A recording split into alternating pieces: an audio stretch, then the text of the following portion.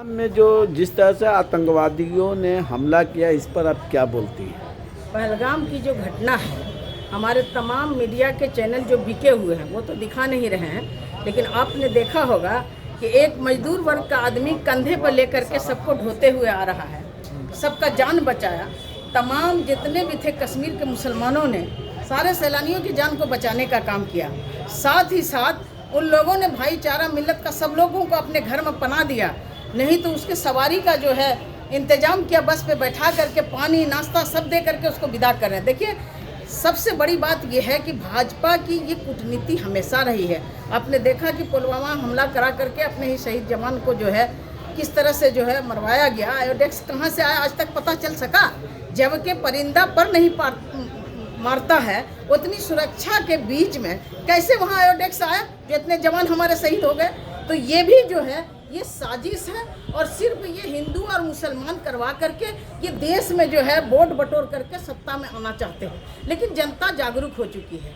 जनता ये हिंदू मुसलमान जब तक न करे, मस्जिद मंदिर जब तक न करे, इसका राजनीति टिक नहीं सकता। इसके पास विकास का कोई मुद्दा नहीं है। आप देखिए कि पलायन हो रहा है, मजदूर मर रहे हैं, पिछड़ी जाति दलित भाई को किस तरह जो है मारा जा रहा है, मूव लिंचिंग हो रहा है हर जगह। इनका ये सब जो है सिर्फ साजिश है।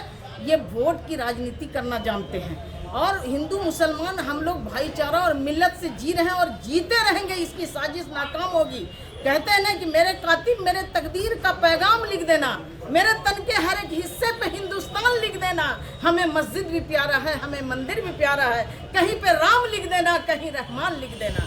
इसलिए हम लोग भाईचारा और मिल्लत से जीना चाहते हैं, लेकिन इनकी जो है हमेशा साजिश रही है। हिंदू मुस्लिम पाकिस्तान यही सब करके अभी तक जो है इनको रिपोर्ट मिला कि पाकिस्तान का कितना घुस करके मारा। हम लोगों को देना भाई, हम लोगों को भेजे बॉर्डर पर, हम लोग अपने शरीर पर जो है खेल करके जाएंगे, पाकिस्तान में घुस के मारेंगे।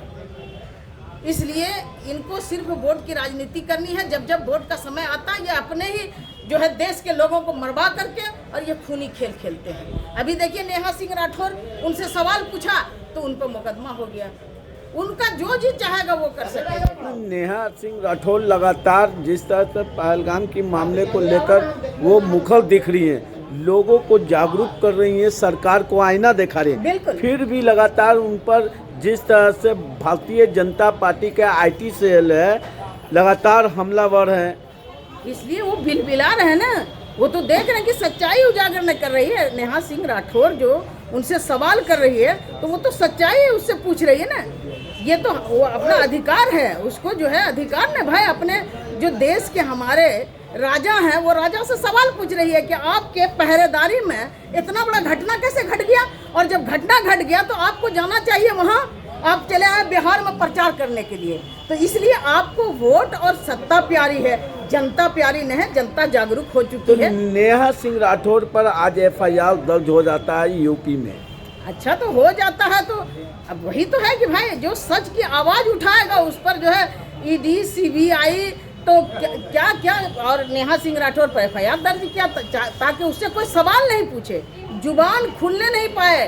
वो तमाम पूरे देश के लोगों को, तमाम हमारे जितने भी भाईचारा मिल्लत का पैगाम देने वाले हैं, सबको वो जो है बंधुआ मजदूर समझ रहे हैं। इसलिए अब जो है नेहा सिंह राठौर पर कहीं ना कहीं लगातार जिस तरह से सामंतवादी ताकतें और भारतीय जनता पार्टी के लोग, सरकार के लोग लगातार नेहा सिंह राठौर को निशाने पर रखे हुए हैं। तो जनता उनके साथ है, पूरे देश की जनता उनके साथ है, जनता सबसे सर्वोपरि है।